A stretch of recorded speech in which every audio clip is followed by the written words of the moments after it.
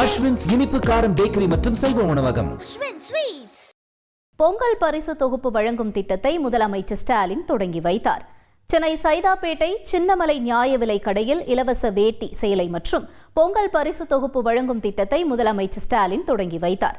இதன்படி பயனாளிகளுக்கு 1 கிலோ பச்சரிசி, 1 கிலோ சர்க்கரை, முழு கரும்பு மற்றும் விலையில்லா வேட்டி, சேலை வழங்கப்பட்டன.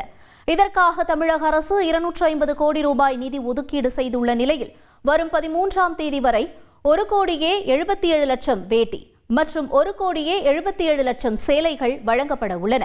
இம்முறை இலங்கை தமிழர் மறுவாழ்வு முகாம்களில் வசிக்கும் குடும்பத்தினரும் ரேஷன் கடைகளில் இன்று முதல் பொங்கல் பரிசு தொகுப்புகளை வாங்கிக் கொள்ளலாம் என்று தெரிவிக்கப்பட்டுள்ளது.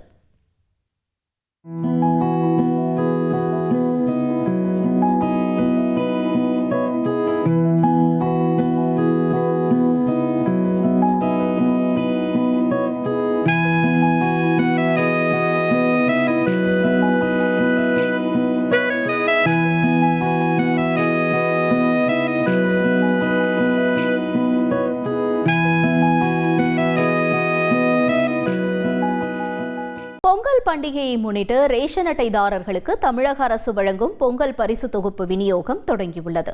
புதுக்கோட்டை மாவட்ட ஆட்சியர் அருணா புதுக்கோட்டை நுகர்வோர் கூட்டுறவு மொத்த விற்பனை பண்டக சாலையில் ரேஷன் அட்டைதாரர்களுக்கு பரிசு தொகுப்பை வழங்கி இதனை தொடங்கி வைத்தார். நெல்லையில் 796 ரேஷன் கடைகளில் 4.94 லட்சம் குடும்ப அட்டைகளுக்கு 4 கோடி ரூபாய் மதிப்பிலான பொங்கல் பரிசு தொகுப்பு வழங்கும் திட்டத்தை மாவட்ட ஆட்சியர் தொடங்கி வைத்தார்.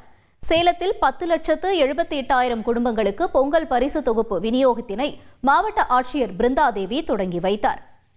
தருமபுரி மாவட்டத்தில் உள்ள 4.71 லட்சம் குடும்ப அட்டைதாரர்களுக்கு பொங்கல் பரிசு தொகுப்பு வழங்கும் திட்டத்தை மாவட்ட ஆட்சியர் சாந்தி தொடங்கி வைத்தார். அஸ்வின்ஸ் இனிப்பு காரம் பேக்கரி மற்றும் சைவ உணவகம்.